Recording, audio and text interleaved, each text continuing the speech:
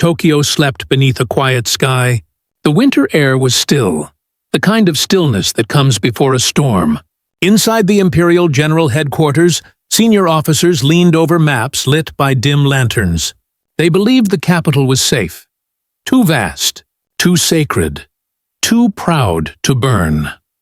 Then, at 12:08 a.m., the air raid sirens began. American B-29s appeared like ghosts in the night, 334 of them, flying low over the sleeping city. What fell from their bellies wasn't high explosive. It was something else, something the Japanese had never seen before. Canisters split open mid-air, spilling liquid fire that clung to everything it touched. Wooden homes, paper screens, human skin, all ignited the same way. Within minutes, the wind became flame. Commanders stood on the rooftops of their bunkers, staring at the horizon that glowed like sunrise. Tokyo was burning, not from bombs, but from fire that flowed like water. Napalm had arrived. In a single night, more than 100,000 people would die. The Empire's heart was melting before its generals' eyes. And for the first time, Japan's high command felt something they had never admitted before: fear. By the spring of 1945, Japan's empire stood at the edge of collapse, but its generals refused to see it. For nearly 8 years, the Imperial Army had fought across Asia and the Pacific, conquering vast territories from China to the Solomon Islands. Yet, by 1944, those same lands had become graves of men and steel. The Allies had taken back the initiative. The United States, now armed with overwhelming industrial power, was moving westward across the Pacific. Island by island, fortress by fortress. Each battle was bloodier than the last. Tarawa, Saipan, Peleliu, Iwo Jima, names that came to define the grinding brutality of the Pacific War. The Japanese defensive strategy relied on terrain, on jungles, caves, and concrete bunkers that turned each island into a self-contained fortress. American troops often had to burn entire landscapes to root defenders out. Conventional bombs and artillery could destroy structures, but they couldn't reach soldiers hidden deep inside tunnels or beneath palm roots. The jungles absorbed shock. The enemy vanished underground. By 1943, the U.S. military had realized that brute force alone wasn't enough. Something more devastating was needed. Something that could consume instead of just destroy. At Harvard University, a group of chemists led by Louis Fieser had developed a new incendiary compound 2 years earlier. A thickened gasoline that burned longer, hotter, and wider than anything before it.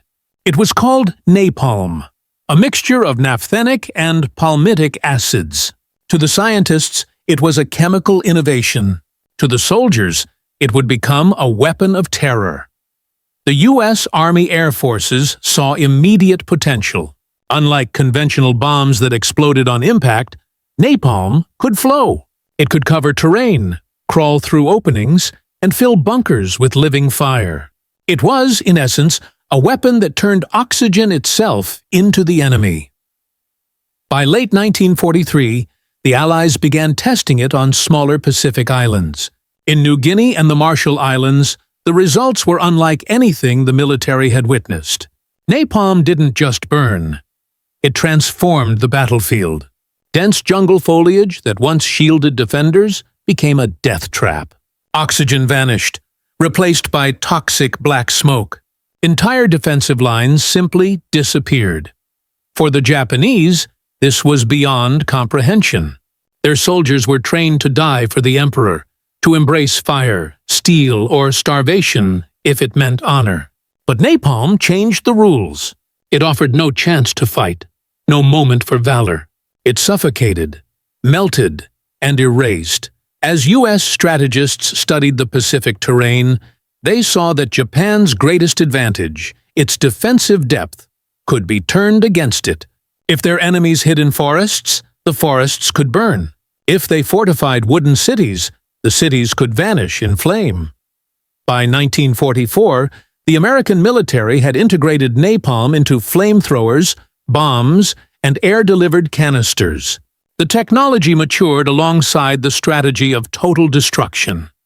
For every Japanese stronghold, there would be no siege, no prolonged artillery duel, only annihilation by fire. The first major test would come in the Marianas, where American forces sought to build airfields close enough to strike Japan itself. The battles for Saipan and Tinian became laboratories of horror. Napalm canisters swept across cane fields and bunkers, turning vegetation into rivers of molten fire.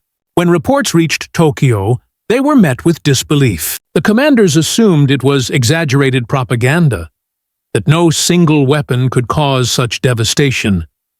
But within months, the truth would reach them firsthand. As U.S. bombers prepared for direct strikes on the Japanese home islands, napalm was no longer experimental. It was operational doctrine. Entire air wings were restructured to deliver fire instead of high explosives. And in early 1945, when the first raids over Japan began, the targets were no longer just factories or ports. They were cities themselves. For the Japanese High Command, this marked the beginning of a nightmare that strategy could not contain. The war was no longer being fought soldier to soldier. It was being fought by fire against humanity itself.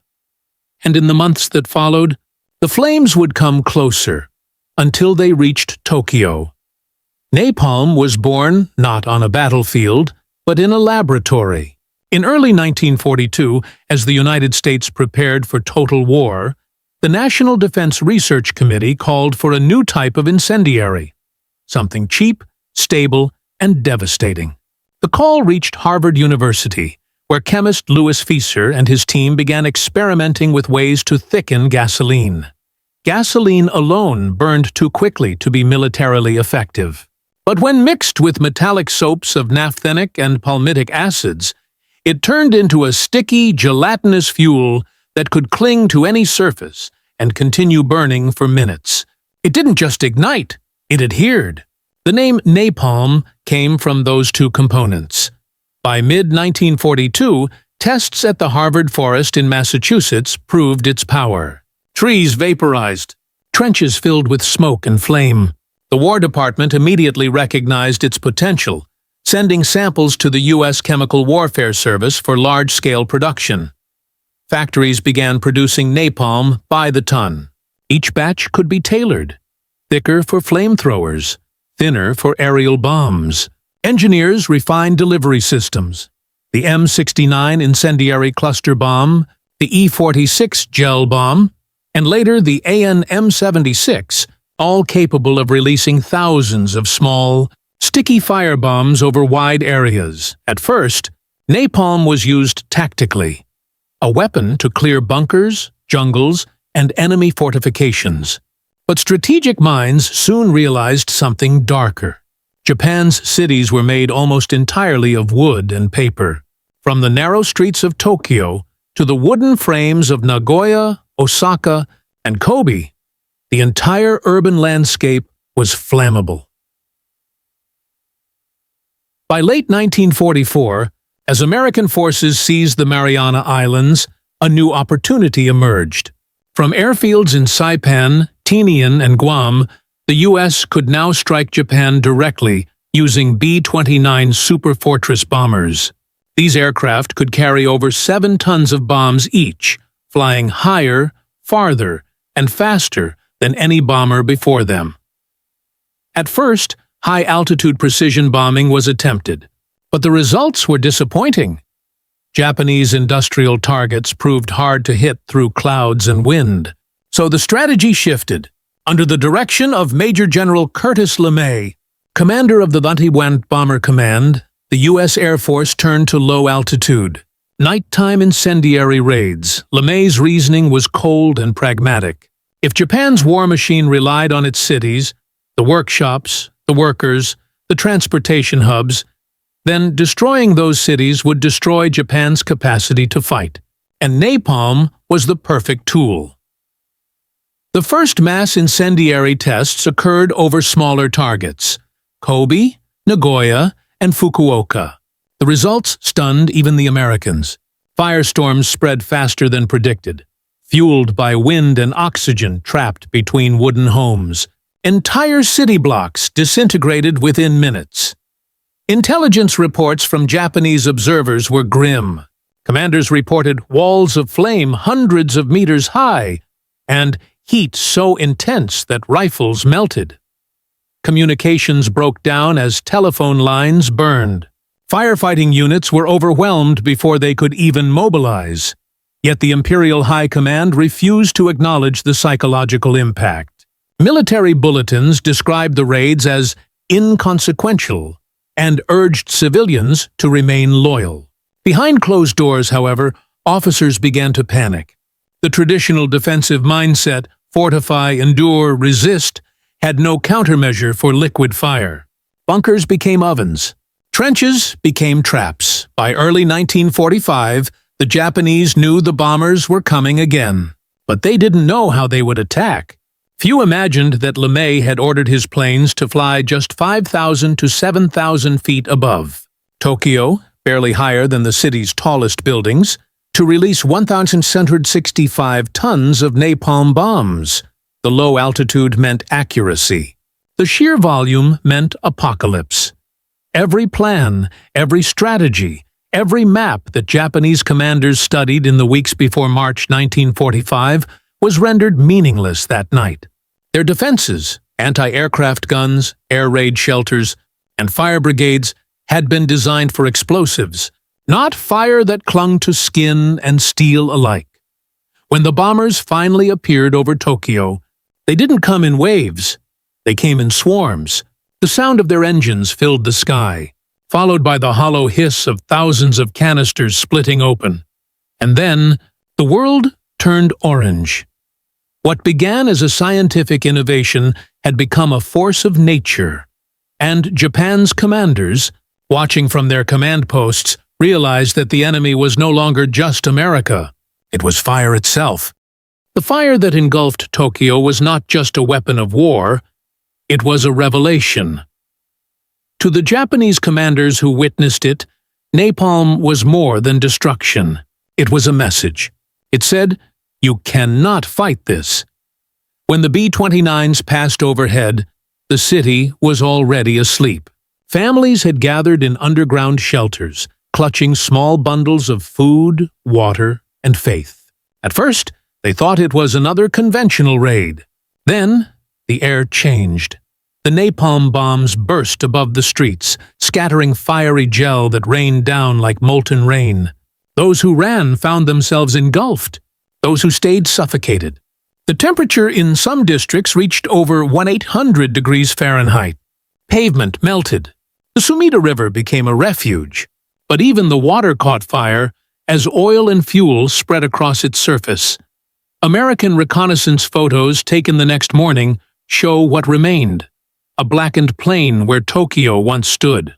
Out of 16 square miles of urban landscape, more than 100,000 were dead. Most had suffocated, not burned. For the commanders who inspected the ruins, the silence was unbearable. Their soldiers had seen artillery, naval bombardment, and explosions, but nothing like this. They saw streets turn to ash, iron twisted like wax, and the charred outlines of bodies still clutching one another. The war, which once seemed honorable and glorious, now looked senseless. Napalm was not simply killing, it was erasing. Within hours of the firestorm, the Imperial General Headquarters convened an emergency meeting. The room, heavy with cigarette smoke, was silent. Maps of Tokyo lay spread across the table. Only now, vast sections were marked with black ink, representing districts that no longer existed. Reports from the Home Defense Command described fires moving faster than any organized response could contain. Even anti-aircraft crews, positioned to defend the capital, were driven out by the heat. Ammunition cooked off in depots. Entire regiments vanished from communication grids. General Shizuichi Tanaka, commander of the Eastern Army, was among the first to see the scale of destruction firsthand. He drove into the city at dawn and later wrote in his report that the fire had eaten the earth itself. For men like Tanaka, this was a personal defeat. Japanese military doctrine was built on endurance, to withstand, to persist, to die before surrender. Yet here was an enemy that could not be resisted, no matter how brave the soldier or how fortified the position. Fire ignored courage. Commanders began issuing new defensive orders, instructing troops to dig deeper shelters and move civilians to the countryside. But it was futile. The Americans weren't just attacking military targets anymore. They were dismantling the idea of Japan as an untouchable empire. Inside the War Ministry, some officers began to whisper what was previously unthinkable, that the war might be unwinnable, not because of lost battles, but because the very land was becoming uninhabitable. Napalm also transformed how battles were fought on the ground. On Pacific islands like Luzon and Okinawa, American flamethrower units and aircraft used napalm to clear caves and bunkers where Japanese troops refused to surrender. The thick gel burned through oxygen and created superheated pockets that suffocated defenders before the flames even reached them. What had once taken days of combat could now be achieved in minutes. A single pass by a Marine corsair carrying 150 gallons of napalm could destroy an entire hillside position. Japanese commanders tried to adapt, digging air vents, flooding tunnels, even attempting to create fire breaks. But none of it worked. The flames moved like liquid, bending with the wind, finding every crevice. For the Americans, napalm became more than a tool. It was a language of dominance. Pilots described watching forests erupt into waves of orange light, and soldiers compared the smell to hell on earth. It was the psychological weapon of the Pacific, a means not only to kill, but to break resolve. The Japanese soldiers who survived these infernos often emerged disfigured and delirious. Many chose suicide rather than face capture. Their commanders, faced with the mutilated remnants of their units, saw the future, a war they could no longer control. In the months following the Tokyo firebombing, Japanese morale plummeted. Letters recovered from officers revealed despair and disbelief. One colonel wrote, "We prepared for bombs, for steel, for hunger, but not for the fire that eats the soul." Napalm didn't just burn cities, it burned the will to fight. And as the flames spread from Tokyo to Osaka, Kobe, and Nagoya, the commanders began to understand. The Americans were no longer seeking victory through battle. They were seeking submission through annihilation. The empire's soldiers still obeyed. Its commanders still saluted. But deep inside, they knew the fire was winning. Napalm was not simply fire. It was engineered devastation. Each bomb carried a calculated formula, a balance of weight, viscosity, and burn rate. Inside the canister, aluminum soap mixed with gasoline formed a sticky gel. When released from a B-29 at 5,000 feet, the casings burst open mid-air, scattering hundreds of flaming globules across an area larger than a city block. Unlike high explosives, which relied on shock waves, napalm fed on oxygen. It spread outward in slow, deliberate waves, clinging to surfaces and consuming them. The gel could reach temperatures exceeding 1/1500 degree, hot enough to melt steel, vaporize moisture, and ignite anything organic. Scientists later noted that napalm's true power wasn't just in its heat, but in its duration. Conventional bombs burned for seconds. Napalm burned for minutes, an eternity in combat. Even after the flames subsided, the air remained lethal, filled with carbon monoxide and superheated gases that suffocated survivors. This was the first modern weapon to merge chemistry and psychology. It wasn't designed to simply destroy targets. It was designed to terrify the enemy into submission, and in that goal, it succeeded completely. American engineers called it liquid fire. Japanese soldiers called it the fire that breathes. For commanders on both sides, it symbolized the dawn of a new kind of warfare, one where science, not bravery, dictated survival. General Curtis LeMay understood something few others did. Morale could be bombed as effectively as factories. The destruction of Tokyo wasn't just a mission, it was a strategy. LeMay believed that by incinerating Japan's cities, he could force surrender without an invasion that would cost millions of lives. It was a cold, calculated shift from precision to terror. LeMay ordered his crews to fly lower, carry more bombs, and attack at night when air defenses were weakest. Each B-29 dropped hundreds of M69 clusters, thin metal cylinders filled with napalm gel and igniters that burst on impact, sending trails of fire crawling through city streets. The geometry of Japan's cities made them perfect fire traps. Narrow alleys funneled flames into wind tunnels. Wooden homes stacked side by side created chain reactions. Within minutes, small fires combined into single roaring infernos, firestorms that generated hurricane-force winds, sucking oxygen from entire districts. By the time Tokyo's residents realized what was happening, the city had become a living furnace. For the Japanese High Command, the message was unmistakable. The Americans had turned fire itself into strategy. Every future city could be next. Nagoya, Osaka, Yokohama. There would be no safe zone, no defensive perimeter. The war had entered a phase of total incineration. Japanese commanders faced a grim truth. No defense existed against napalm from the air. Anti-aircraft shells burst harmlessly below the bombers. Fighters couldn't intercept at night. The only remaining response was endurance, but even that failed. When the flames came, endurance meant nothing. Long after the smoke cleared, a deeper question began to haunt those who had witnessed the fire. What does it mean when war no longer distinguishes between soldier and civilian? The Americans justified the raids as a means to end the war quickly.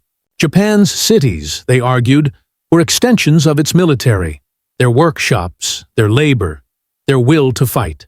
But for the people below, there was no such distinction.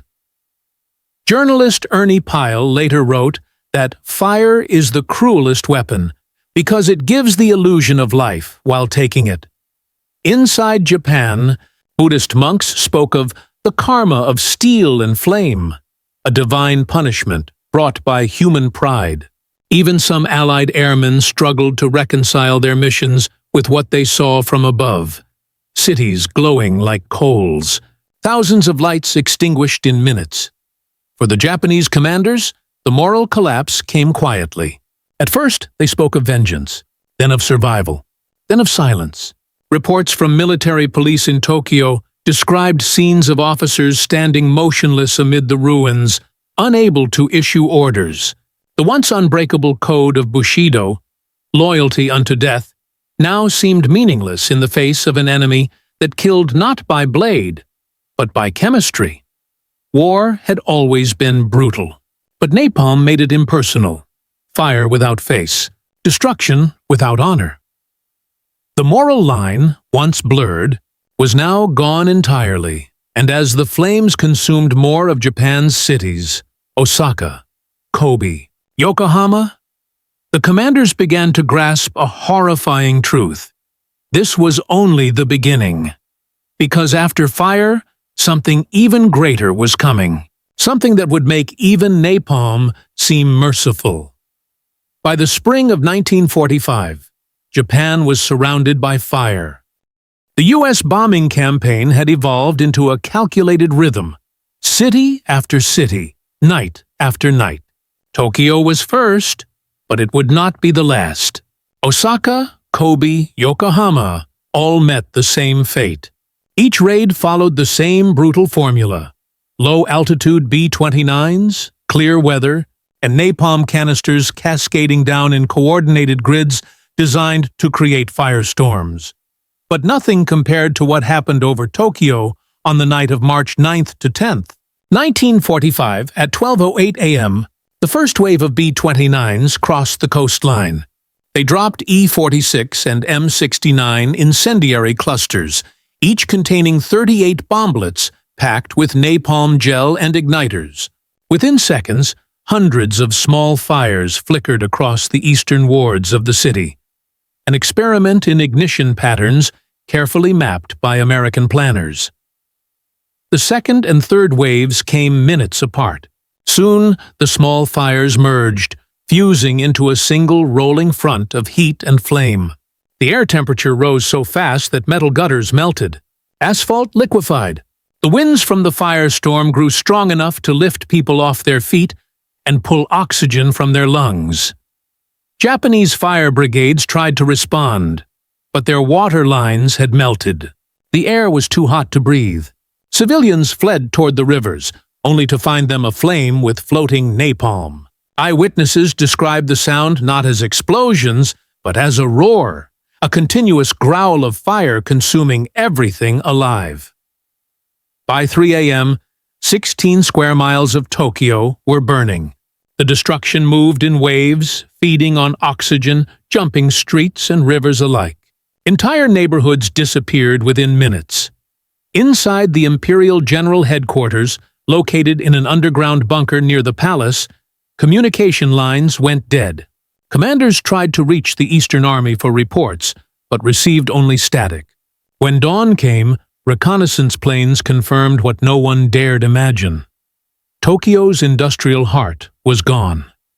Factories that had once produced aircraft parts, weapons and supplies were now piles of twisted metal. The war machine had lost its core. General Shizuichi Tanaka, who commanded the Eastern Army, drove through the remains that morning. His car stopped repeatedly, blocked by wreckage and corpses. The city smelled of ash and flesh. In his report, he wrote only one sentence of emotion: "This is not war. This is judgment." For Japanese commanders, the night of March 9th at 10 shattered the illusion of control. Their fortifications, strategies, and codes of honor had no meaning in a war fought with fire. And yet, even as Tokyo burned, the Americans were already preparing the next series of raids. The destruction of the capital was not an end. It was a demonstration. It proved that napalm, not high explosives, was the weapon that could cripple Japan faster than any invasion. From March to July 1945, 66 Japanese cities were targeted. Each was struck with napalm-laden cluster bombs, dropped at low altitude under radar cover. The pattern was always the same: nighttime attack, concentrated ignition, total collapse. By the summer, more than 500,000 civilians were dead, and millions more homeless. To the Japanese high command, it seemed the Americans had harnessed a weapon beyond warfare, a force of nature that ignored defense and morality alike. For the first time, Emperor Hirohito's advisors began privately discussing the word no one dared to say: surrender. But within the military, many still refused to accept defeat. Commanders swore to defend the home islands to the last man, even as they watched them burn. Officers sent increasingly desperate telegrams demanding reinforcements, fire brigades, and anti-aircraft ammunition that no longer existed. By May, the emperor himself began to see the devastation firsthand. He visited Tokyo's ruins under tight security. Photographs from that day show him standing amid blackened rubble, his white gloves gray with soot. When he returned to the palace, he said nothing, but those close to him remembered the look in his eyes, the quiet realization that the war had already been lost. For the American airmen flying above, the view was both mesmerizing and horrifying. They described looking down on oceans of flame with columns of smoke rising 30,000 feet into the sky. The glow could be seen from hundreds of miles away. The war had become fire made visible, and in those final months, Japanese commanders finally understood what fear meant.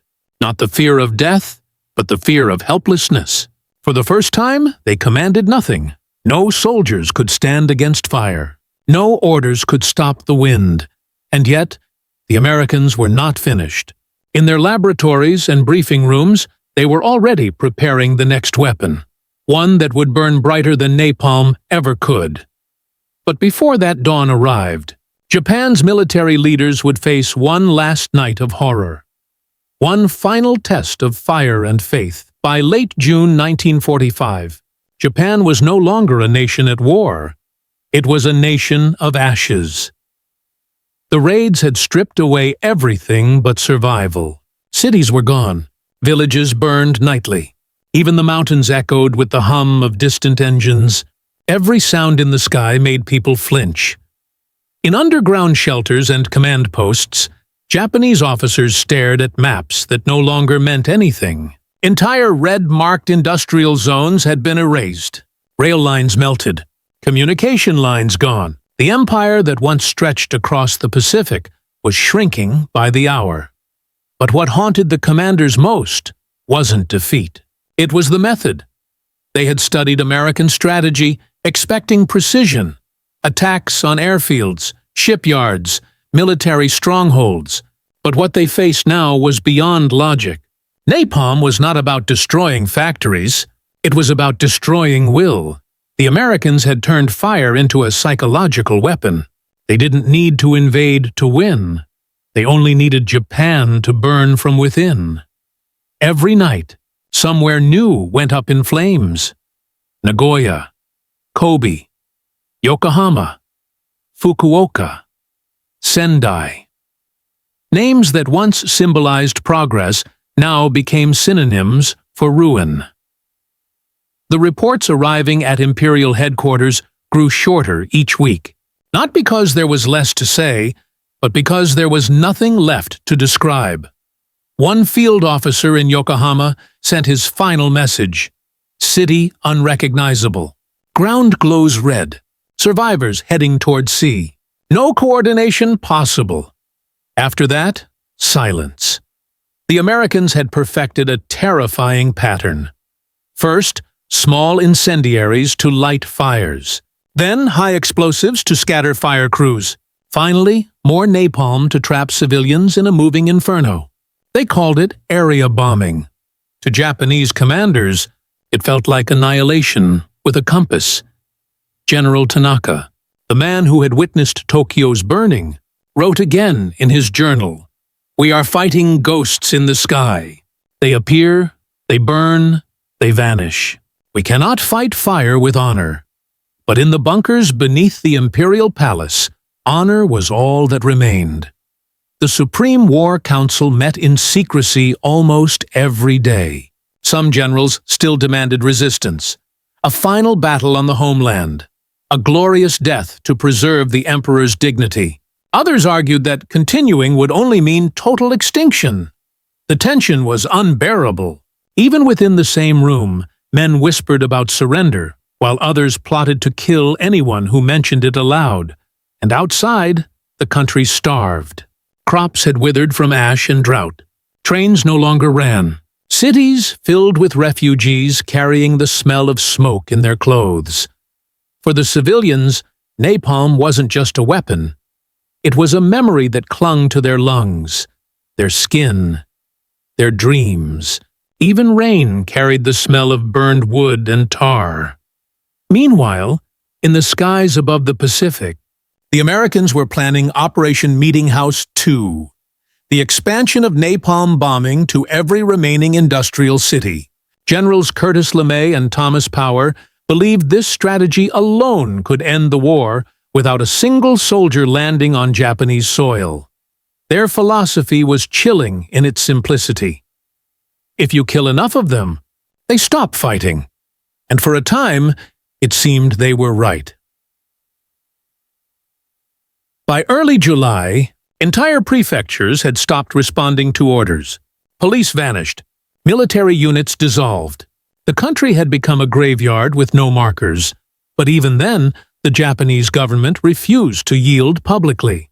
Instead, they clung to a fantasy that somehow a final decisive battle could turn the tide, that honor could erase horror. Then came July 26, 1945, the Potsdam Declaration. the Allies demanded Japan's unconditional surrender.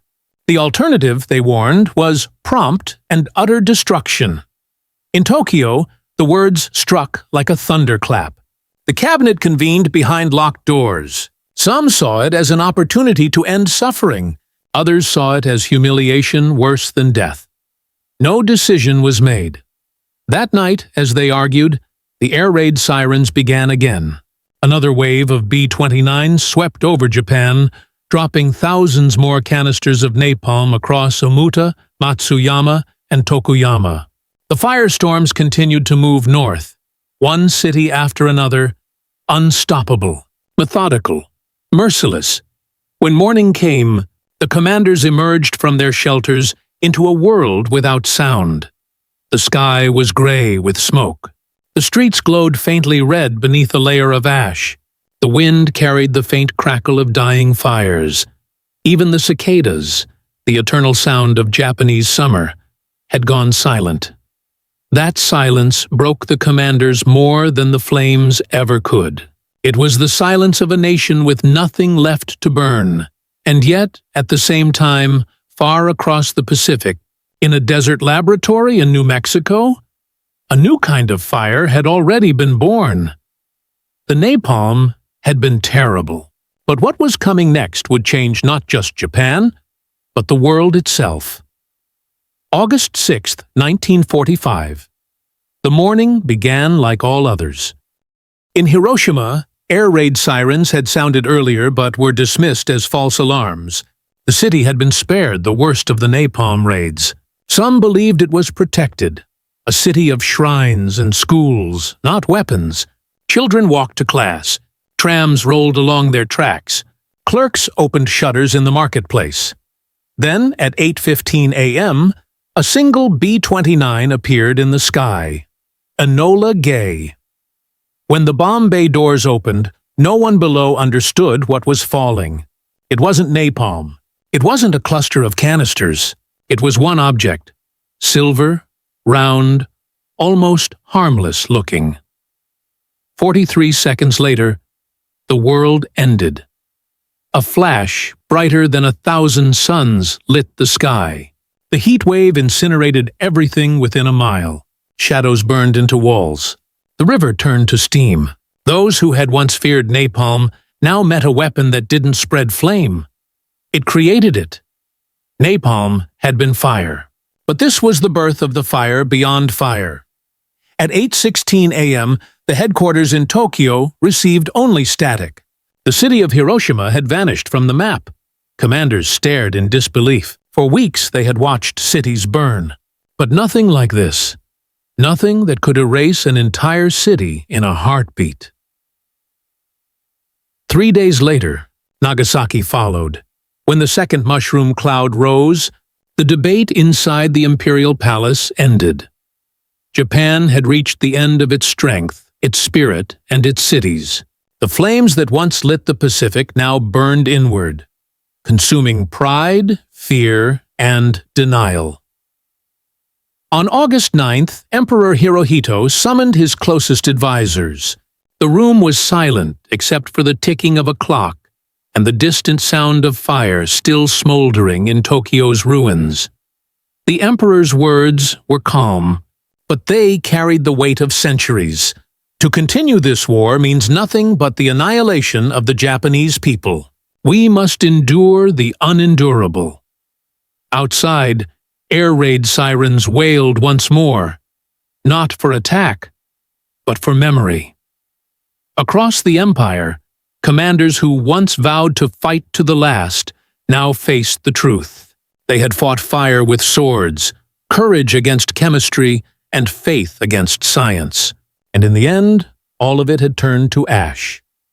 On August 15, 1945, Japan surrendered. For the first time in its history, the voice of the emperor was broadcast to his people.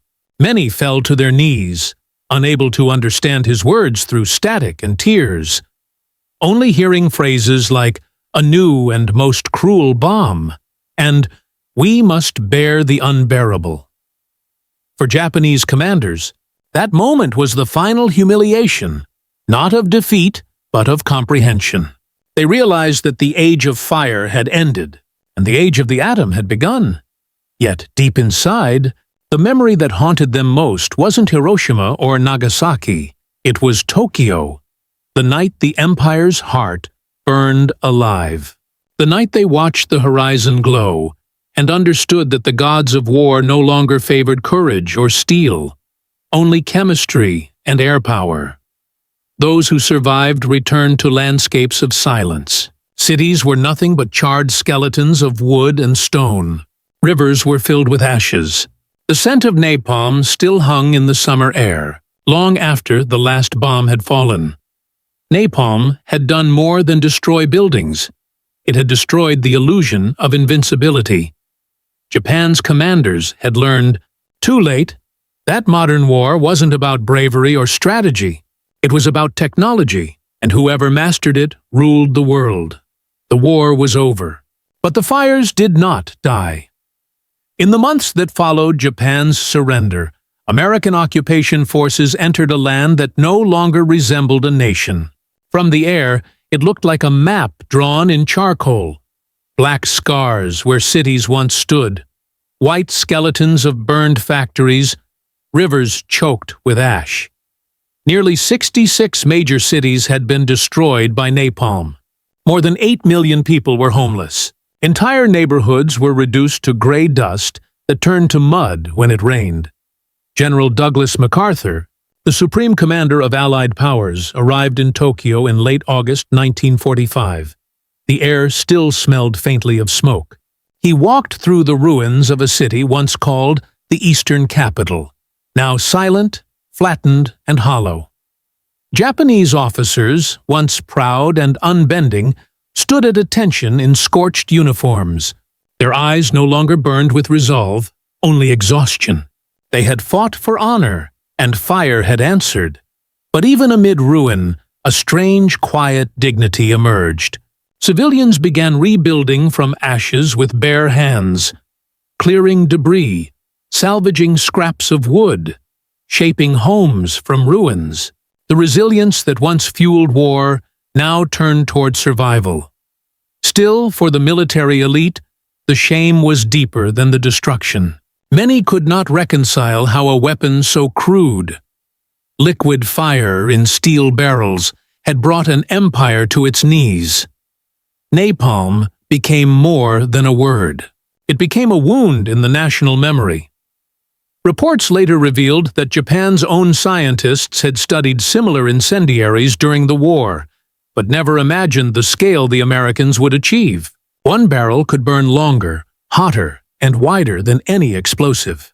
Each canister released flames that could not be extinguished by water, only by consuming everything around it. In American strategy briefings, it was called the Great Equalizer. Against it, walls, armies, and honor were meaningless. But history would not stop in 1945. The same napalm that had turned Tokyo into an inferno would soon be used again. In Korea, in Vietnam, in jungles and villages across decades of new wars. Every time the barrels opened, the world was reminded of Tokyo's night of fire. For Japan, the lesson burned deeper. In the years that followed, the nation renounced war entirely under Article 9 of its new constitution. Military factories became industrial hubs. The same furnaces that once melted steel for bombs now forged the frames of ships, cars, and radios. The empire of war was reborn as an empire of peace and technology. Yet, inside the quiet museums and shrines, relics of the burned cities remain. Charred beams, melted roof tiles, shadows on stone steps where people once stood, each one a silent testimony to the moment when modern fire changed human history. Survivors, known as Hibakusha from the atomic cities and Kasin-shosha from the fire bombings, lived with scars that medicine could not erase. Many spoke of the smell, the unforgettable mix of burned wood, fuel, and flesh. For them, the word napalm was not a weapon. It was a memory. And for Japanese commanders, Those who survived tribunals and humiliation, that memory was worse than any sentence. Some took their own lives. Others lived in silence, their careers erased, their names forgotten. They had commanded millions, yet in the end, they were powerless before chemistry. Tokyo rose again, neon lights replacing the flames. But every year, on March 10th, candles line the Sumida River. No speeches, no drums, just quiet reflection. People remember not the victory or defeat, but the night the world learned how terrifying human fire could be. Napalm had redefined warfare, not by killing armies, but by burning the idea that civilians were safe. It blurred the line between soldier and bystander, between weapon and terror. And it left behind a truth that no commander, in any nation, would ever forget. When fire becomes strategy, humanity becomes fuel.